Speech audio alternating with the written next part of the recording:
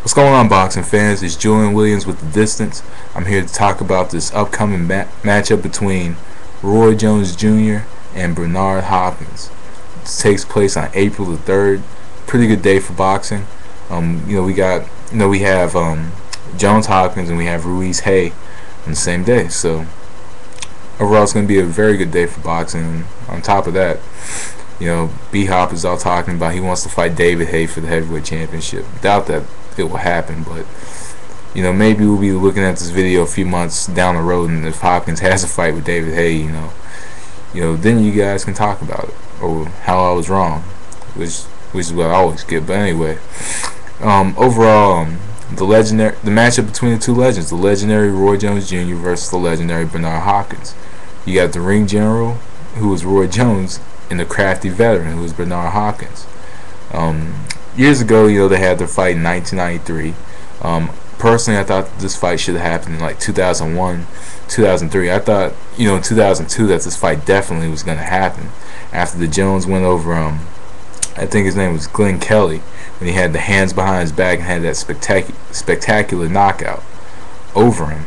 I thought that Roy Jones was definitely going to fight Bernard Hopkins because there was so much talk and so much hype around it. I just thought that it was going to happen. And me at the time, I didn't know who the hell Bernard Hopkins was. Roy Jones was my favorite boxer. And still to this day, one of my favorite boxers. Hands down, because I grew up watching Roy Jones, and Roy Jones is probably one of the first boxers that ever seen step foot in the ring. Like I mentioned in the previous video, the first boxing match that I ever laid eyes on and sat down and I watched it whole was with my grandfather, Jones versus Griffin. Jones versus Griffin won. That was the first fight that I ever sat and watched, all the way through. And the fight that got me into boxing, that straight up, got me into the sport, and I never got out of it since, was Jones Ruiz. That was the matchup that got me into the sport, and that's the matchup that brought me here. Bernard Hopkins, actually, I'll admit I did not like Bernard Hopkins at first because a lot of Roy Jones fans didn't like Bernard Hopkins, so I didn't like him either. But I grew to learn. He grew on me, and I grew to learn to respect what he's done in the ring and respect his ability, because Bernard Hopkins, let's face it, is probably one of the most skilled veterans in the sport as well. And other than being a skilled veteran, who else, at 43, 44 years old can be, one of the biggest rising stars in boxing, and outclass him for a total of 12 rounds. It's not necessarily unheard of, but the way that Bernard did it was spectacular. But onto this fight, Roy Jones in this fight, Roy Jones has had the tendency to stay on the ropes, but Roy Jones has never been necessarily your rope fighter.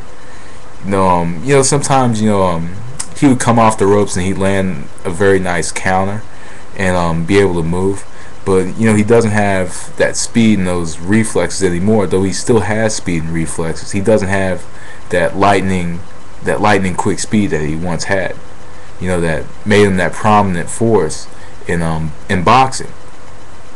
In this fight, Roy Jones definitely needs to let the hands go. He needs to let the hands go. He needs to use his hand speed, because with Bernard Hopkins will not do anything if Jones is going to consistently throws. I think that Roy Jones has power in those hands, in both hands. Has a beautiful left hook. Other than having that left hook that he throws, multiple, that he could throw multiple times at once. He has, very good footwork and good reflexes as well. I personally do think that his athleticism is what got him so far in the sport, but at the same time, Roy Jones has stuff that you cannot teach in a boxing gym. He's so unorthodox, and he's so much of a ring general, and it's hard to turn around and sit a fight down and say, hey, this is how you beat this style.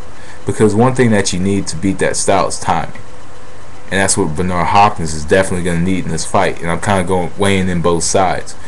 Bernard Hopkins Bernard Hopkins definitely needs timing, similar to the Danny Green fight. Though many debate and speculate where that punch was landed, whether it was behind the head or whatever. Bernard Hopkins needs timing to negate that speed of Roy Jones. He needs, another thing that Hopkins really needs to do, he needs Jones across the ropes. Because as we've seen, in fights like against Calzaghe, against and even against Danny Green, when Roy Jones got trapped on the ropes, Jones didn't really have an answer back for it. Though Jones had some very good knockouts, coming off the ropes, or throwing some very good shots coming off the ropes. Really, if he comes across the right fighter, they'll pretty much take points away with Jones, standing, laying on the ropes or whatever. Even against I believe it was Tito Trinidad when he was on the ropes, didn't really have an answer back for it. Though Jones can come in with the short right hand, he's not necessarily a rope fighter. But Bernard Hopkins definitely needs timing in this fight. I think timing, I think holding, I think a lot of holding, I think a lot of pressuring, I think a lot of definitely a lot of angles, and I think definitely a lot of, like I said, coming forward could win Hopkins this fight. Hopkins does also have, and also, as Hopkins, comes off the break, I do think he could land that sneaky right hand at times coming out of the break as well. I think that would be a very key way to win the fight or win points in this fight. But along with that, Roy Jones, because I'm weighing in both sides for something I don't typically do because so much is going through my mind with this fight. Roy Jones definitely, it needs to be in and out. It needs to be in and out. He needs to be inside the pocket and outside the pocket the whole fight. That's another way for Roy Jones to win. He needs to be in and out. And other than being in and out, Roy Jones definitely needs to work in this fight. I think maintaining a high work rate, throwing a lot of shots, consistently moving, evading a lot of Bernard Hopkins shots and countering with the hook that Jones throws very well and still throws well, and even getting Hopkins trapped on the ropes, whatever, could win Roy Jones' fight. But honestly, this is a hard fight to score. If you asked me a few months ago, I was going with Hopkins. This is just like the Hey Ruiz fight. A few months ago, I was going to say Hopkins, but I think in this fight, I think that Roy Jones, whose boxing style is a boxing style that you cannot teach in the gym, and you cannot, really strategize to defeat. I think that Roy Jones beats Bernard Hopkins, by a unanimous decision.